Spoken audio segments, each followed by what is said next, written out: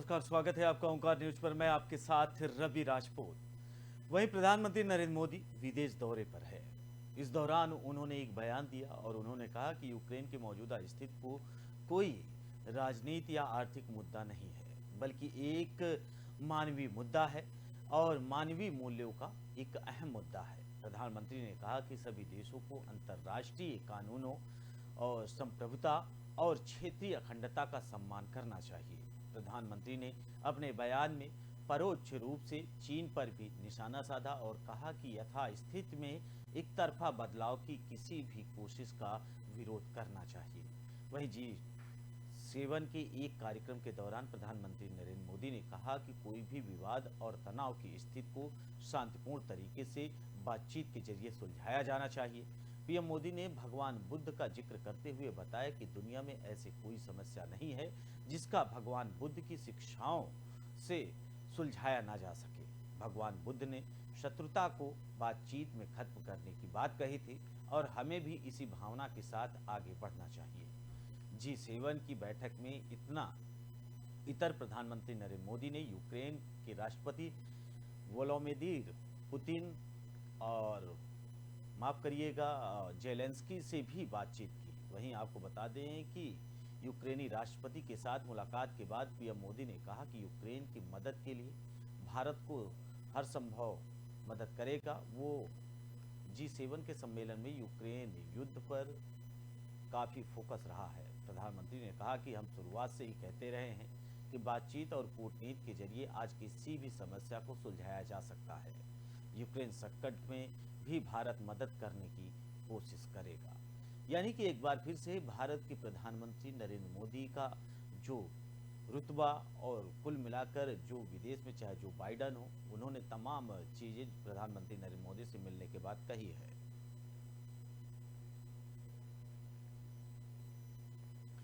वहीं इस खबर पर अधिक जानकारी के लिए हमारे साथ विदेश मामलों की जानकार मनीष कुमार गुप्ता जी हमारे साथ जुड़ रहे हैं। गुप्ता जी, आपका बहुत बहुत स्वागत है। सवाल वही कि लगातार भारत की जो सोच है और भारत की जो संप्रभुता है, भारत की जो अखंडता है, उसको लेकर अब विदेशों में भी जाकर प्रधानमंत्री नरेंद्र मोदी की छवि के साथ भारत अब अग्रणी देशों में बढ़ता जा रहा है। फिलहाल प्रधानमंत्री का ये दौरा आप कैसे देख रहे हैं?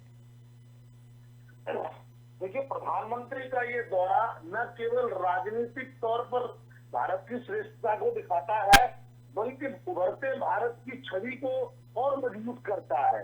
हम समझते हैं जिस तरीके से पापुआ न्यू गिनी में वहां के प्रधानमंत्री ने जिस तरीके से नरेंद्र मोदी के चरण स्पर्श किए हैं, हमें ऐसा महसूस होने लगा है कहीं न कहीं भारत अब एक बड़ा पोल नजर आता है, बड़ा जिसे कहते हैं ध्रुव नजर आता है।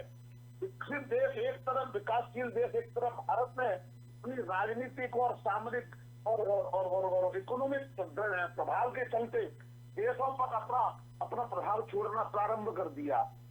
जिस तरीके से जेलेंस्की को ये उम्मीद होती है और वो उनसे बड़े इज्जत से मिलते हैं, कहीं ना कहीं लगता है कि अगर आज दो महाशक्तियों के बीच में जिस तरीके से यूक्रेन पिस रहा है, कहीं ना कहीं भारत उनकी बड़ी मदद कर सकता है। तो आज भारत के इन संबंध अमेरिका से और रूस से दोनों से बेहतर है। बिल्कुल मनीष जी, तरीके से जो बाइडेन जिस तरीके से मिले हैं, जिस तरीके से उन्होंने हंसी मजाक किया है, कंफर्टेबल बात किया है, और जिससे जैसे यारों से कहते भाई तेरा ऑटोग्राफ चाहिए भी बड़ा आदमी हो गया है, उस तरह की फीलिंग अगर अमेरिकन प्रेसिडेंट की तरफ से आई है, तो ये कहीं ना कहीं उनके आपसी बढ़ते मधुर संबंध की परिचायक है, जिस संबंध की बिना पर इस देश के लिए बड़े डेवलपमेंट अमेरिका की तरफ से आ सकते हैं। जिस तरीके से ऋषि सुनक से डायरेक्ट बातचीत है और ऋषि सुनक भारतवंशी है, हम ऐसा देखते हैं कि अगले 5 साल भारत के अगर यही प्रधानमंत्री जी कंटिन्यू करिए तो भारत के लिए बेहद लाभप्रद होंगे।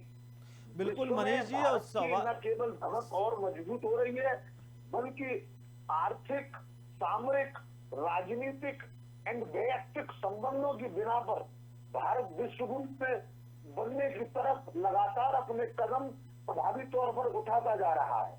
बिल्कुल मनीष जी, और सवाल ये है कि भारत की जो छवि है, चाहे जो बाइडन हो, चाहे जापान हो, चाहे अन्य जो देश हैं भारत को जिन निगाहों से देख रहे हैं उनमें दिख रहा है कि भारत आने वाले कल में जो विश्व गुरु का सपना लेकर चल रहा है, आने वाले कल में विश्व का नेतृत्व करेगा। इसमें कोई सोचने और संकोच वाली बात नहीं है। लेकिन सवाल यह है कि एक हमारा पड़ोसी मुल्क चीन, ये माना जा रहा है कि G20 की बैठक एक जम्मू कश्मीर में आयोजित होगी, उसमें चीन अपना प्रतिनिधित्व किसी भी इंसान को या किसी भी तरीके से जम्मू कश्मीर में करने के लिए मना कर रहा है। फिलहाल इसे कैसे देख रहे हैं आप?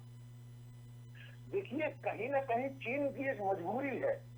चीन अगर कश्मीर में अपना प्रतिनिधि मंडल भेज देता तो एक अप्रत्यक्ष रूप से ये मोहर लग जाती कि ये भारत का हिस्सा है। भारत में जो कार्यक्रम आयोजित हुआ तो जम्मू कश्मीर में हुआ, इसलिए उसकी मजबूरी है कि पाकिस्तान में उसका जितना कई अरब मिलियन डॉलर का जो इन्वेस्टमेंट उसके पाकिस्तान में हुआ है, उसको बचाए रखने के लिए और विश्व की राजनीति में प्रासंगिक बनने के लिए उसे भारत का विरोध करना ही है।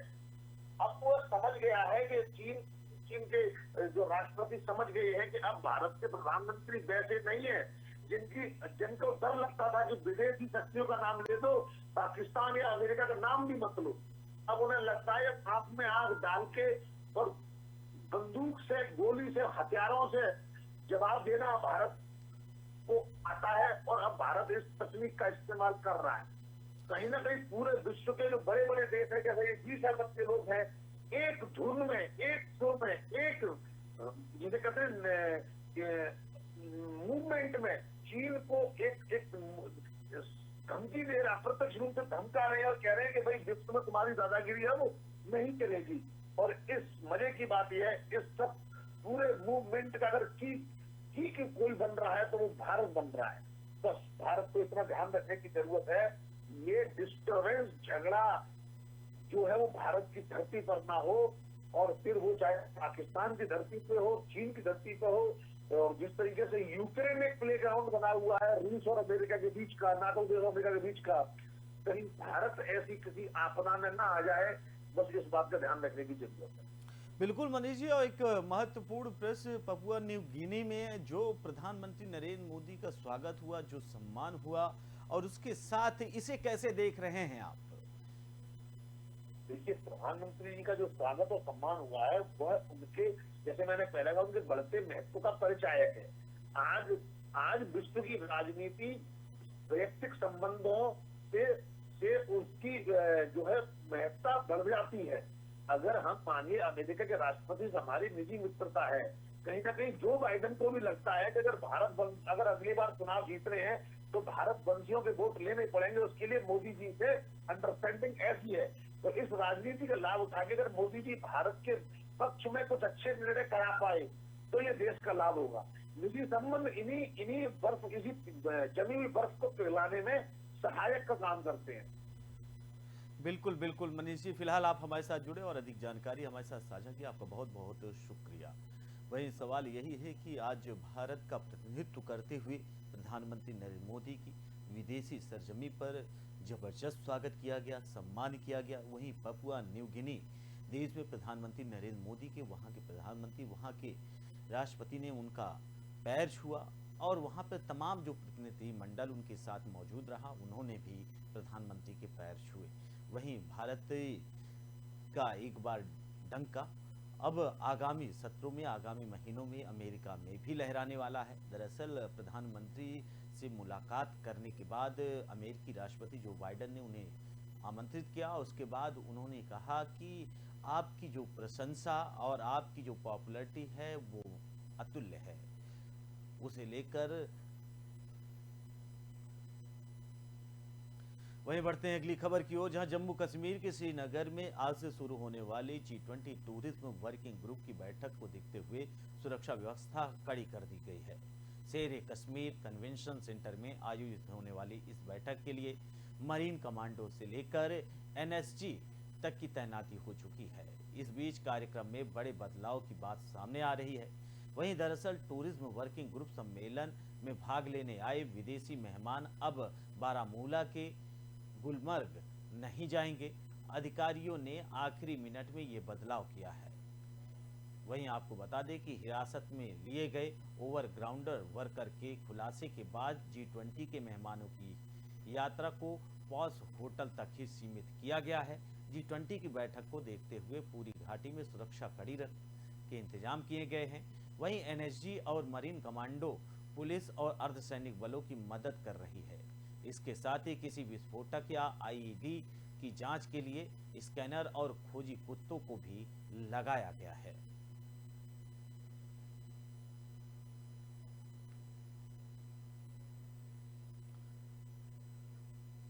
वहीं आपको बता दें कि जम्मू कश्मीर में आगामी दिनों में G20 की बैठक होनी है, उसको लेकर लगातार एनएसजी कमांडो, अर्धसैनिक बल, सैनिक और पुलिस बल तैनात किए गए हैं। चप्पे चप्पे पर पुलिस की तैनाती की गई है और जांच प्रक्रिया चल रही है और किसी भी हाल में कोई लापरवाही न बरती जाए, इसको लेकर एनएसजी कमांडो से लेकर सभी पुलिस बल चप्पे चप्पे पर तैनात किए गए हैं। सुरक्षा के पुख्ते इंतजाम किए गए हैं।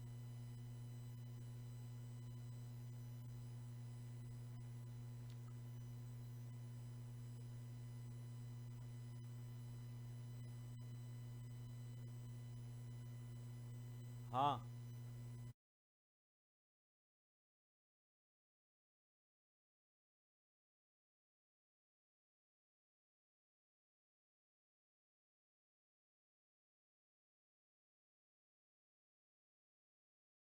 में सुरक्षा के पुख्ता इंतजाम किए गए हैं।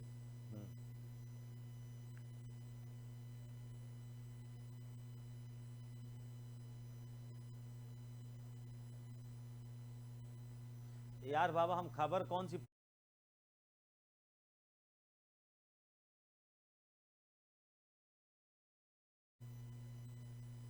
फिलहाल इस बुलेटिन में हमारे साथ इतना ही। बाकी देश दुनिया की तमाम बड़ी खबरों से जुड़ने के लिए देखते रहिए ओंकार न्यूज। नमस्कार।